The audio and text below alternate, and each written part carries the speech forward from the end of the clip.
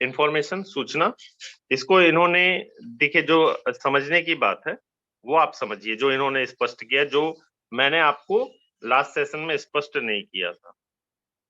इस उपधारा में सूचना क्या है, उन्होंने किस तरीके से समझाया, इस उपधारा में सूचना क्या है।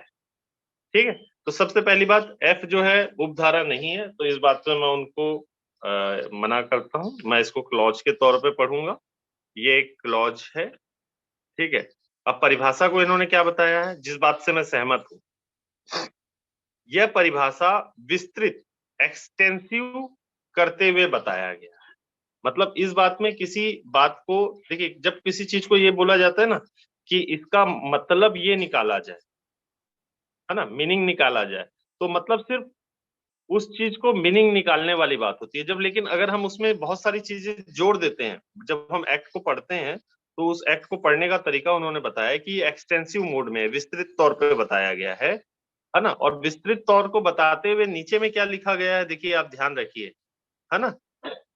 शुरुआत में क्या लिखा गया, information means any materials in any form. मतलब पहली बात उन्होंने बोली कि इंफॉर्मेशन कोई भी सामग्री हो सकती है, कोई भी चीज हो सकता है, किसी भी स्वरूप में हो सकता है। उसके बाद उन्होंने कॉमा लगा के क्या बोला, इंक्लूडिंग। ये जो इंक्लूडिंग है ना, इंक्लूडिंग ही इसको विस्तृत कर रहा है। इंक्लूडिंग में ये बता रहा है, जैसे आप किसी बात को लिखते हो ना कि इसको शहर कहते हैं, तो आपने शहर कहते हैं, जैसे उदाहरण के लिए आपने दिल्ली, मुंबई, बंगाल, ये सब तो लिख दिया, लेकिन देश में और भी बहुत सारे शहर हैं, तो वो भी शहर कहलाएंगे। ठीक है, ऐसा नहीं वो शहर नहीं कहलाएंगे।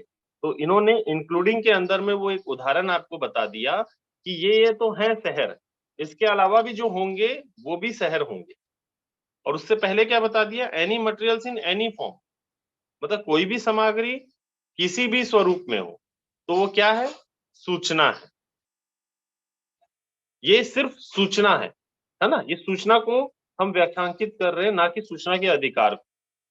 तो सूचना क्या है, कोई भी मटेरियल। ठीक है, तो इन्होंने आपको पढ़ने का यहाँ पे बहुत बढ़िया तरीका बताया कि इंक्लूडिंग करके इन्होंने इस चीज को विस्तृत और एक्सटेंसिव के रूप में लिया। जो बात मेरे दिमाग में नहीं थी वो बात मेरे यहाँ पर जोर पर आई कि जब भी कोई भी सामग्री, मतलब इसमें आप कोई चीज नहीं छूट रही है।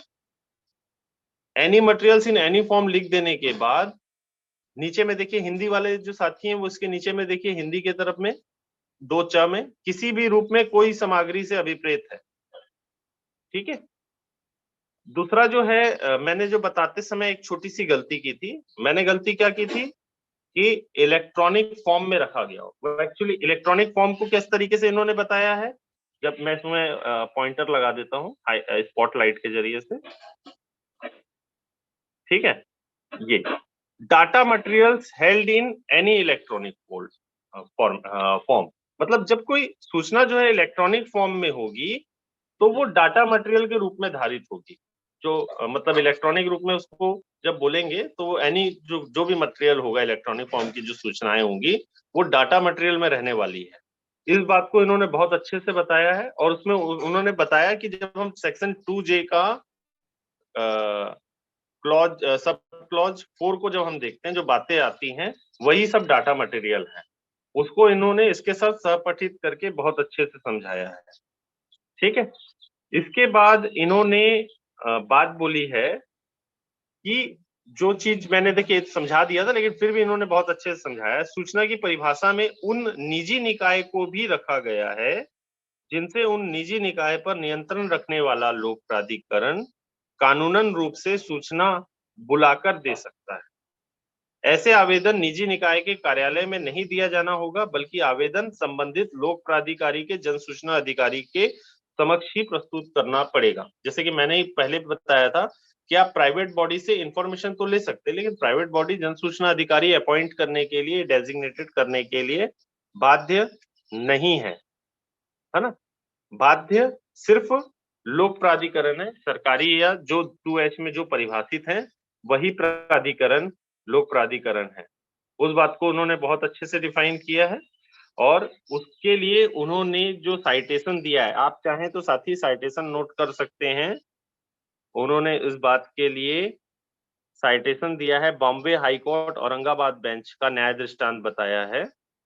जलगांव जिला urban cooperative bank association limited विरुद्ध स्टेट ऑफ महाराष्ट्र एवं अन्य सिविल एप्लीकेशन 15/469/2016, निर्णय दिनांक 7 फरवरी 2017। तो ये जो है, अगर आप नोट बना सकते हैं तो नोट बना लीजिएगा, लेकिन इंटरप्ट मत कीजिएगा। और अगर कोई कंफ्यूजन रह जाए तो मौर्य जी ने इसको ऑनलाइन करेंगे यूट्यूब में और फेसबुक में, तो आप वहां से इसको सुनकर निकाल सकते हैं साइटेशन में। इस साइटेशन के तहत यह निर्णय न्याय दृष्टांत आया था कि किसी राज्य के कोऑपरेटिव एक्ट के तहत सभी पंजीबद्ध कोऑपरेटिव सोसाइटियां धारा 2F के अंतर्गत आएंगी। देखिए, बहुत बड़ा डिसीजन था। पंजीबद्ध समस्त कोऑपरेटिव सोसाइटी को इस अधिनियम की धारा 2F के अंतर्गत माना है। अतः किसी राज्य को कोऑपरेटिव एक्ट के तहत सभी पंजीबद्ध कोऑपरेटिव सोसाइटी धारा 2F के अंतर्गत आएगी। ठीक है, आप लोग चाहें तो YouTube से इसको और ध्यान से सुनकर आप अपना नोट बना लीजिएगा और कोशिश करिएगा सतर्कता के साथ, अगर आप नोट बना रहे हैं तो हाथों हाथ बनाते जाएं। हमने इन सारे डेफिनेशंस पर चर्चा कर ली थी लास्ट मीटिंगों में, वो भी सारे ऑनलाइन अवेलेबल है यूट्यूब में। जो साथी चाहें पुराने मीटिंग को जाकर यूट्यूब में नेशनल राइट ग्रुप के आप उसको सब्सक्राइब में जाके सब्सक्राइब भी कर लें और ओपन करके वहां से आप देख भी सकते हैं। National right group, national RTI group नहीं, नेशनल RTI ग्रुप हमारा है जो हम लोग रन करते हैं व्हाट्सएप ग्रुप, वहां पे हम यूज करते हैं। और मौर्य जी जो है स्पेशल जो है नेशनल RTI से रिलेटेड जितने भी वो हैं पेजेस हैं ऑनलाइन जो करते हैं, वो नेशनल राइट ग्रुप के अंदर में करते हैं। आप वहां से आपको वो मिल जाएगा, या आप फेसबुक में समय क्रांति या सुरेश मौर्य जी के नाम से सर्च करेंगे तो आपको मिल जाएगा पेज फेसबुक में। वहां से आप जाके देखेंगे तो by day to day date wise delay हुए हैं। इसके बाद उन्होंने जो है अपने उसमें 2H को लिया है। 2H हम जान रहे हैं, 2H जो है लोक प्राधिकरण के बारे में है। उसमें उन्होंने जो है कुछ बातों को बहुत अच्छे तरीके से उठाया है जो हमको समझने की जरूरत बची हुई है, और हमको इसलिए ये सब जानना जरूरी है कि यही सब बातें हमको सेक्शन 8-9 पर हमको काम आने वाली है। ठीक है, अगर हमने इस बात को नहीं समझा हुआ है तो हमको मुश्किल होने वाली है। एक 2G को भी आप समझ लीजिए, प्रिस्क्राइब्ड का अर्थ है कि कोई समुचित सरकार, चाहे स्टेट गवर्नमेंट हो चाहे सेंट्रल गवर्नमेंट हो, या सक्षम प्राधिकारी, जिसमें यहाँ पर सक्षम प्राधिकारी बताया गया है, मतलब किसी स्टेट के लिए राज्यपाल, विधानसभा और लोकसभा के लिए जो उसके स्पीकर्स और अध्यक्ष हैं, सुप्रीम कोर्ट के लिए जो चीफ जस्टिस है सुप्रीम कोर्ट के, हाई कोर्ट के जो चीफ जस्टिस है वो हाई कोर्ट के और न्याय व्यवस्था के, तो यहाँ पर वो सक्षम प्राधिकारी है, उनको भी राइट दिया गया है जो इस एक्ट के तहत कुछ नियम बना सकते हैं। ठीक है, अब 2H पे आ रहे हैं। 2H पब्लिक अथॉरिटी, वहां पर क्या लिखा हुआ है अंग्रेजी को देखें और हिंदी को देखें, आपको समझ में आ जाएगा अंतर। तो जब हिंदी में हम पढ़ते हैं तो साथ में जोड़ के पढ़ ले रहे हैं, इसलिए यहाँ से उन्होंने इस शब्द को हटाया हुआ है। और अंग्रेजी में जैसे लिखा है, public authority means any public authority और बॉडी और institution of self government established और कॉन्स्टिट्यूटेड। तो इस बात को इन्होंने यहाँ पर अपनी किताब में व्याख्यांकित किया है, टिप्पणी में लिया है, और टिप्पणी में इनकी लेने का तरीका बहुत बढ़िया है। इन्होंने इस अनुवाद के अंदर में आपको बताया है कि इस्टेब्लिशमेंट और कॉन्स्टिट्यूटेड जो है वह क्या है, कैसे है। ठीक है, दूसरा जो है, जब आप इसके सब क्लॉज को पढ़ते हैं तो यहाँ पर कई बातें आती हैं आपके सब क्लॉज में। वो बात आती है, कोई निकाय जो केंद्रीय सरकार के स्वामित्वाधीन, नियंत्रणाधीन या उसके द्वारा प्रत्यक्ष या अप्रत्यक्ष रूप से उपलब्ध कराई गई निधियों द्वारा वित्त पोषित है। बॉडी ओन्ड, कंट्रोल और सब्सिडेंटली फाइनेंस्ड, मतलब यहां पर अब बात क्या करना है, जो ओन्ड है, ठीक है, जो कंट्रोल्ड है और सब्सिडेंटली फाइनेंस्ड है। कुछ साथी जो रमेश भैया की मीटिंग में रहते हैं वो जानते हैं कि वो कंट्रोल और उस पर भी बातें कह रहे हैं, तो यहाँ पर भी उनको चीजें वो मिलेंगी।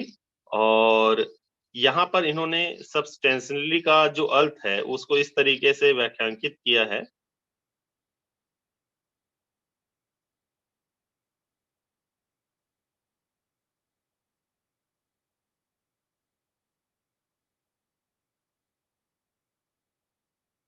उन्होंने एक मामला बताया डीके सोनी विरुद्ध एस्कार्ट हार्ट इंस्टीट्यूट। ये छत्तीसगढ़ राज्य सूचना आयोग का प्रकरण था। इस प्रकरण क्रमांक था 130/10, जिसका निर्णय दिनांक था 24 सितंबर 2013।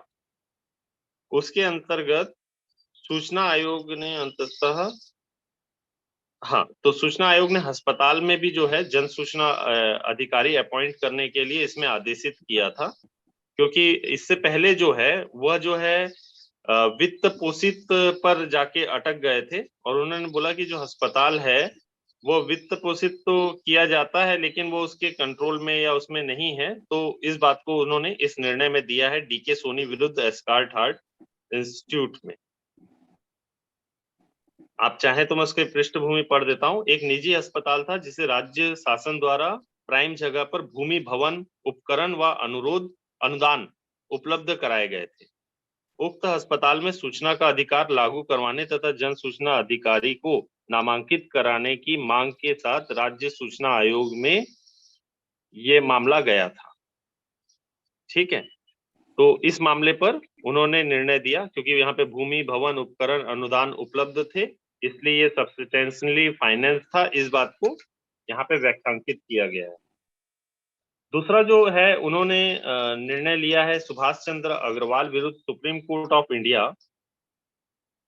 ठीक है, मतलब सुभाष चंद्र अग्रवाल जी ने जो है सुप्रीम कोर्ट में कोई आरटीआई लगाई थी, और आरटीआई लगाकर यह मामला जो है केंद्रीय सूचना आयोग में पहुंचा था। अब देखिए, सुप्रीम कोर्ट सबका निर्णय देता है, लेकिन सुप्रीम कोर्ट भी एक लोक प्राधिकरण है। यहाँ पर चीजें क्लियर हो जानी चाहिए अपने साथियों। सुप्रीम कोर्ट भले ही केंद्रीय सूचना आयोग से बड़ा है, उसके निर्णय सर्वोपरि है, लेकिन वो निर्णय कब सर्वोपरि है? जब उस निर्णय को न्यायाधीश दे। ठीक है, वो निर्णय कौन देगा? न्यायाधीश देगा, और वो मामले पर्टिकुलर एक रूल और उसके तरीकों से जाएंगे। ठीक है, तो ये लोक प्राधिकरण जो है, सुप्रीम कोर्ट भी है लोक प्राधिकरण में। वहां पर सुप्रीम कोर्ट में आरटीआई लगाई थी सुभाष चंद्र अग्रवाल जी ने, और वो जो है होते हुए प्रकरण केंद्रीय सूचना आयोग पहुंचा था। केंद्रीय सूचना आयोग में वो प्रकरण जब गया तो उसके अंदर में क्या बात आई थी? मुद्दा क्या था? मुद्दा ये था कि विभाग में प्रत्येक कार्यालय को लोक प्राधिकारी मानना है कि नहीं मानना है। तो यहाँ पर निर्णय क्या दिया था केंद्रीय सूचना आयोग ने?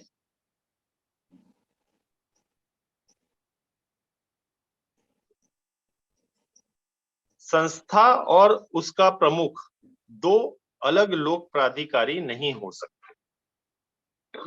मतलब जो स्पष्ट है 2H में कि हम एक एस्टेब्लिशमेंट की बात कह रहे हैं, पूरा का पूरा एक कंपाइल रूप से एक लोक प्राधिकरण है, लेकिन इसको दो अलग अलग लोक प्राधिकारी नहीं कह सकते।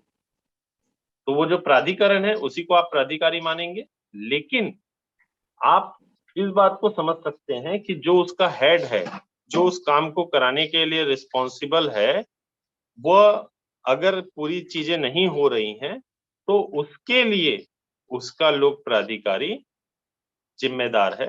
मतलब जैसे chief justice of India, supreme court के जो चीफ जस्टिस हैं, वह सुप्रीम कोर्ट की जो व्यवस्थाएं हैं, जो मतलब जजों के या काम करने के जो प्रोसीजर्स के या रूल्स के, इसके लिए जिम्मेदार हैं। तो सुप्रीम कोर्ट ऑफ इंडिया अगर लोक प्राधिकरण है या लोक प्राधिकारी है, तो सेम टू सेम उसके लिए जिम्मेदार चीफ जस्टिस ऑफ इंडिया होंगे। लेकिन एक्ट में, हमारे एक्ट में एस्टेब्लिशमेंट की बात की गई है, प्राधिकरण के लिए सुप्रीम कोर्ट ऑफ इंडिया ही माना जाएगा। उसके लिए काम करने की जिम्मेदारी भले चीफ जस्टिस ऑफ इंडिया की हो। ठीक है, यहाँ पे इस बात को भी बताया गया कि डीओपीटी ने 2008 में 25 अप्रैल 2008 में लोक प्राधिकरण के मुखिया से है, लोक प्राधिकरण का आशय वास्तव में लोक प्राधिकरण के मुखिया से है, का भी टिप्पणी किया हुआ था। इसमें जो है शैलेश गांधी जी की किताब का भी जो है आरटीआई एक्ट, जो ऑथेंटिक इंटरप्रिटेशन ऑफ स्टेचू, उसका भी इन्होंने टिप्पणी में उठाया है। और टिप्पणी में वहां पे लिखा है कि फॉरवर्ड नोट में सर्वोच्च न्यायालय के पूर्व न्यायाधीश बीएन श्री कृष्णा ने लिखा है कि उक्त किताब में श्री गांधी ने सरल भाषा में बताया है कि समझने योग्य है कि मंत्रालय, विभाग इत्यादि लोक प्राधिकारी है, ना कि प्रत्येक प्रशासनिक कार्यालय। मतलब सभी एडमिनिस्ट्रेटिव ऑफिसेस लोक प्राधिकरण नहीं है या लोक प्राधिकारी नहीं है। प्राधिकरण और प्राधिकारी एक ही मतलब है ना। ये मत समझ ले कि प्राधिकारी मतलब उसका हेड हो गया और प्राधिकरण ही मतलब एस्टेब्लिशमेंट है। दोनों का मतलब वही है। हिंदी में लिखाने में जो भी भूल हुई हो उस पर हमको नहीं जाना। राज्य कौन कौन से लोक प्राधिकारी होंगे और इसकी जो शुद्धिकरण है वो स्पष्टता होती है 21 नवंबर 2005 के जारी सर्कुलर पर, जो डीओपीटी ने जारी किया था। ठीक है, 21 नवंबर 2005 को, जहां पे उन्होंने लोक प्राधिकारी किस किस को बताया है? मंत्रालय के समस्त विभाग, मतलब जो सेक्रेटेरिएट होता है, मिनिस्ट्रियल जो ऑफिसेस होती हैं, मंत्रालय होता है, मंत्रालय के समस्त विभाग जो हैं अलग अलग तौर पे लोक प्राधिकरण। मंत्रालयीन इन जो सेक्रेटेरिएट होता है या मंत्रालयीन व्यवस्था होती है विभागांतर्गत समस्त विभागाध्यक्ष, क्योंकि जो हम शासन प्रशासन की बात करते हैं तो जो शासन की व्यवस्था है वो मंत्री या इनके जरिए से होती है, और जिसको काम करने के लिए सचिवालय, मंत्रालय, केंद्र सरकार, राज्य सरकार में सब जगह होते हैं, तो वह एक सेपरेट लोक प्राधिकरण है। ठीक है, उनका काम कानून व्यवस्था को बनाए रखना है, उस चीजों को लागू करवाना है, चीजों को मॉनिटरिंग करना है और हायर लेवल पर उस पर निर्णय लेना है। लेकिन काम का जो एग्जीक्यूशन होता है वो एग्जीक्यूशन होता है डिपार्टमेंट के जरिए से। अब जैसे शिक्षा मंत्रालय है, तो शिक्षा मंत्रालय सारी शिक्षा व्यवस्था को देख रहा है, लेकिन अब उसके अंदर बहुत सारी शिक्षा है। उसके अंदर स्कूल शिक्षा है, उसमें समग्र शिक्षा है, उसमें प्रौढ़ शिक्षा है, उसमें उच्च शिक्षा है ना। तो उसमें बहुत सारे शिक्षा के अलग अलग विभाग भी हैं, उसमें पाठ्य पुस्तक निगम भी है। तो वो जो उसके अंदर में जो बहुत सारे जो लोक प्राधिकरण हैं, विभाग हैं, वह भी सेपरेटली अलग अलग लोक प्राधिकरण होंगे।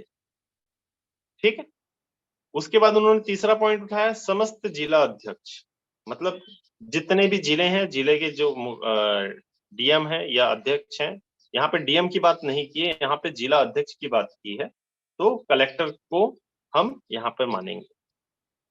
चौथे पर क्या लिखा है उन्होंने? समस्त जिला पंचायत, जनपद पंचायत और ग्राम पंचायत। जिला पंचायत, जनपद पंचायत और ग्राम पंचायत,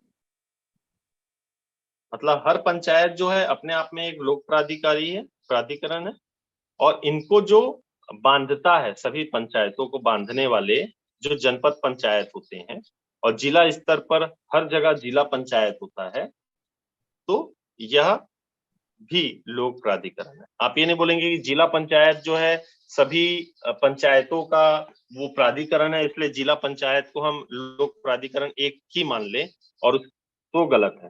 तो हर ग्राम पंचायत भी लोक प्राधिकरण है, हर जनपद पंचायत भी लोक प्राधिकरण है, और हर जिला पंचायत भी अपने आप में एक लोक प्राधिकरण है।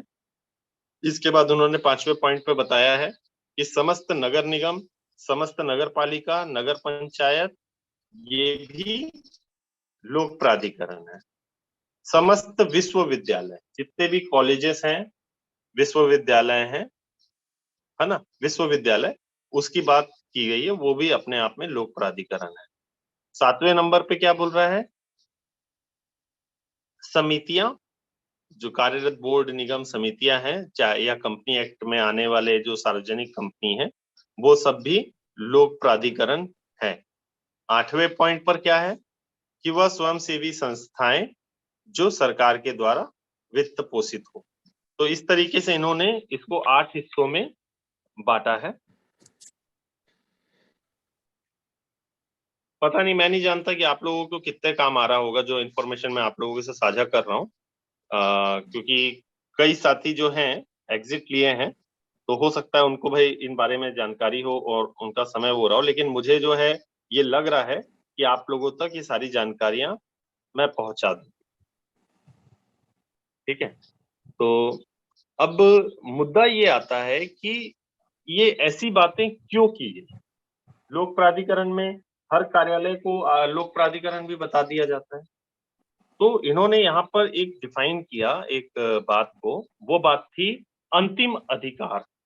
अंतिम अधिकार मतलब अल्टीमेट पावर, मतलब जिस प्राधिकरण में किसी वरिष्ठ अधिकारी के पास ऐसा कोई अंतिम अधिकार हो, जो अल्टीमेट पावर हो, जो फाइनल डिसीजन हो, तो वो एक प्राधिकारी होता है, प्रतिनिधि होता है। इसी कारण से वह जो प्राधिकरण है उसके अंतर नियंत्रणाधीन जितने भी होंगे वहां पर वो अल्टीमेट पावर को देखते हुए यह निर्णय लिया जाएगा। अब मान लीजिए कि अब देखिए, अब बात को समझना, जैसे मान लीजिए शिक्षा विभाग है, शिक्षा विभाग के अंदर में जिला शिक्षा अधिकारी को बहुत महत्व दिया गया है। तो क्या जिला शिक्षा अधिकारी लोक प्राधिकरण है? मेरा सवाल है, जिला शिक्षा अधिकारी लोक प्राधिकरण है? हो सकता है कि जिला शिक्षा अधिकारी संप्रभु या अल्टीमेट पावर रखने वाला लोक प्राधिकारी हो सकता है, लेकिन गारंटेड है क्या? क्योंकि यहाँ पर अगर हम इस बात को, इस सर्कुलर को पढ़ें तो ये क्या बोल रहा है, मंत्रालयीन विभागा अंतर्गत विभागाध्यक्ष, मतलब उसके हिसाब से क्या हुआ, जो डायरेक्टर होगा, निदेशक होगा, जो हेड ऑफिसर स्टेट लेवल पे होगा, जो अल्टीमेट पावर रखने वाला व्यक्ति है, वो लोक प्राधिकरण का सबसे ज्येष्ठ है और उसके निहित नीचे जितने भी है वो एक लोक प्राधिकरण का हिस्सा है। तो उसके अंदर तो सभी जिले की जिला शिक्षा अधिकारी आ गए। ठीक है, तो ये एक सवाल आप लोगों को मुझे बताना है। दूसरा कि भाई जिला शिक्षा अधिकारी जो जिला कमेटियां बनी होती है उसमें वो सेक्रेटरी की भूमिका में होता है और अध्यक्ष की भूमिका में जिला अध्यक्ष होता है। तो क्या समस्त जिला अध्यक्ष, जो समस्त जिला अध्यक्ष है या कोई कलेक्टर है, उसके नीचे में जितने भी डिपार्टमेंट आ रहे हैं, उन डिपार्टमेंट में स्वास्थ्य, शिक्षा, पीडब्ल्यूडी, पीएचई, लनफन, बहुत सारे इलेक्ट्रिक सब डिपार्टमेंट्स होते हैं। तो क्या कलेक्टर जो है उन सभी डिपार्टमेंट के लिए अल्टीमेट पावर रखता है? अगर वो अल्टीमेट पावर रखता है तो क्या उन डिस्ट्रिक्ट्स की जितने भी इंफॉर्मेशन है जो सेक्शन 4 में स्वप्रकटीकरण में भी आते हैं, उसके लिए क्या कलेक्टर जिम्मेदार है? अब इस बात को बहुत बारीकी से आप लोगों को समझना होगा और उस पर आपको विचार करना चाहिए। अब आप उस बात को अगर नहीं समझे हैं तो लोक प्राधिकरण को समझना मुमकिन ही नहीं है। अब देखिए, अब मान लीजिए कि आपके डिस्ट्रिक्ट में जिला शिक्षा अधिकारी होंगे, जिला स्वास्थ्य अधिकारी होंगे, बहुत सारे आपके उसमें डिस्ट्रिक्ट में अधिकारी हैं, ठीक है। लेकिन जब आप इनकी शिकायत करते हैं, मान लीजिए आपने कलेक्टर को शिकायत की या संभाग आयुक्त होते हैं, ज्यादातर संभाग आयुक्त इस तरीके के मामलों को देखते हैं, है ना? तो उनके पास आपने शिकायत की, वो जो है इस मामले पर जांच करता है, ठीक है। कलेक्टर जांच करें या संभाग आयुक्त जांच करें, जिला शिक्षा अधिकारी के विरुद्ध आपने शिकायत जो की है उसमें, तो क्या वह यह निर्णय ले सकता है क्या कि उसने ऑर्डर अगर पास किया और बोला कि जिला शिक्षा अधिकारी दोषी है, इनको पद से हम जो है हटाते हैं, निलंबन करते हैं और इनको हटा दिया जाए, तो ये पावर रखता है क्या?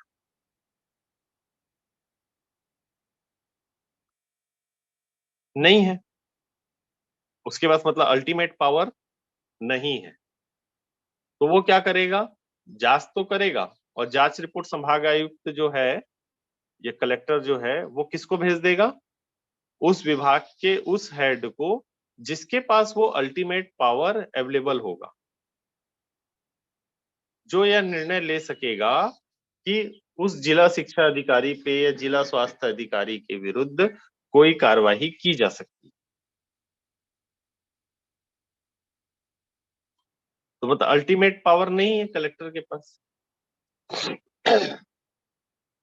तो फिर कलेक्टर जो है, जो समितियों के अध्यक्ष बने होते हैं, उनका पावर कहाँ पे आएगा? तो क्या उनका पावर सिर्फ वो जो समिति बनी है, जिस एक्ट के प्रोविजन में बनी है, तो सिर्फ क्या उतने के लिए होगा? और उतने के लिए होगा तो एक ही लोक प्राधिकरण में कई तरीके की समितियां बनी होती हैं अलग अलग काम के लिए। जैसे मान लीजिए कि मैं जैसे समिति जान रहा हूँ, हमारे यहाँ जैसे मतलब रिन्यूएबल एनर्जी डिपार्टमेंट होता है। रिन्यूएबल एनर्जी डिपार्टमेंट में बहुत सारी योजनाएं चलती हैं। पहले चली थी योजनाएं, किसानों के खेतों में सोलर पंप लगाना है, तो उसके लिए एक कमेटी बनाई गई थी जो हर जिला स्तर पे बनी हुई थी, जिसमें विभाग के अधिकारी होते थे, ठेकेदार भी जाते थे और अन्य विभाग के अधिकारी भी होते थे, और उसका अध्यक्ष जो है जिलाधीश होता था। वैसे ही क्रीडा डिपार्टमेंट की कुछ और स्कीम्स थी। ड्रिंकिंग वाटर स्कीम थी, जहां पर बिजली नहीं है वहां पर पानी की छोटी छोटी टंकियां लगा के सोलर से पानी निकाल के लोगों को देना। मतलब एक तो एग्रीकल्चरल के लिए था, एक जो है पीने के पानी के लिए था, फिर पानी के शुद्धिकरण के लिए इलेक्ट्रिसिटी का था, फिर कुछ जंगली और वनवासी ऐसे इलाके थे जहाँ पे इलेक्ट्रिसिटी नहीं होता है, तो वैसे जंगली और नक्सलाइट बेल्ट पर या ऐसे जगह पर जहाँ पे बिजली की सप्लाई पहुंचाना संभव नहीं हो पाया है, वहां पे सोलर के जरिए से वो करना था। तो सबके लिए अलग अलग कमेटियां बनी हुई थी। तो जो अलग अलग कमेटी बनी हुई थी उसमें जनरली सचिव जो है, जो रिन्यूएबल एनर्जी डिपार्टमेंट के उस जिले के प्रमुख होते थे, वो सेक्रेटरी की भूमिका में होते थे। तो अब क्या वो हर समिति या हर मीटिंग के लिए क्या अलग अलग लोक प्राधिकरण का हिस्सा हो जाएंगे? नहीं होंगे। तो जिला अध्यक्ष जो है, जो उसके अंदर में जो जितनी भी व्यवस्थाएं बनी हुई है जिस विधि के अंदर में, वो उन सब के लिए ही बाध्य है। वो हर डिपार्टमेंट के ऑफिसेस के लिए बाध्य नहीं है, वो उसका पर्यवेक्षक है, निगरानी ऑफिसर है। तो यहाँ पर इसने राइटर ने इस बात पर टिप्पणी की है कि अगर कोई प्राधिकरण पर्यवेक्षक की भूमिका में है, तो वह उसके नीचे आने वाले जो डिपार्टमेंट्स होंगे, वो उसके लोक प्राधिकरण का हिस्सा नहीं होंगे। वह सिर्फ उसका पर्यवेक्षक है, निगरानी करता है, वो सुपरवाइजर है उसका बॉस नहीं है। उसका बॉस कौन है? वो डिपार्टमेंट का विभागाध्यक्ष उसका बॉस है। ये अंतर हम लोगों को समझना होगा, तभी हम लोक प्राधिकरण को समझ पाएंगे। और बहुत ही प्यारी बात उन्होंने बहुत प्यारे तरीके से समझाई है, बशर्ते उसको समझने के लिए आपको मेहनत करनी पड़ेगी। जी हंसराम यादव जी, आप कुछ कहना चाहेंगे? हंसराम यादव जी कोटपुतली से, आप कुछ कहना चाह रहे हैं सर? मेरा पर्टिकुलर निवेदन टॉपिक ये पर ही है कहेंगे प्लीज जी। कि वो परसों आपने बताया था कि किसी लोक प्राधिकारी में कार्य कर्मचारी है, वो थर्ड पार्टी परपक्ष नहीं हो सकता। लेकिन मैंने आपने ये बताया था कि किसी लोक प्राधिकरण में कार्य कर्मचारी है, वो परपक्ष नहीं हो सकता। बिल्कुल नहीं हो सकता।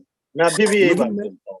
मैंने मेरी जितनी समझ है, जी मैंने एक प्रिंसिपल से उसके अधीन कार्यरत उसी संस्था में कार्यरत अध्यापक की सर्विस बुक मांगी थी, तो उसने थर्ड पार्टी कह के मना कर दिया। नहीं ठीक है, देखिए मैं यहाँ पे आपकी समस्या हल नहीं करूंगा। मैं सिर्फ यहाँ पे जी चूंकि एक चैप्टर को ले रहा हूँ, तो चैप्टर में जैसे आपने एक बात पॉइंट रखी कि लोक प्राधिकरण में उसके एम्प्लॉय को उसने उस लोक प्राधिकरण में तृतीय पक्ष माना, जी है जी ना? ये बात जो जी है, अभी जब हम सेक्शन 11 को जब पढ़ेंगे ना, अभी सेक्शन जी 11 सर हमारे पास आके खड़ा हो जाएगा 2-4 दिन में। जी वहां पर सेक्शन 11 में यही बात हम समझने वाले हैं, और मुझे लगता ठीक है कि वो आपकी समस्या का हल वहां पे आपको मिल जाएगा। ठीक सर, जी, धन्यवाद साहब। Thank you sir.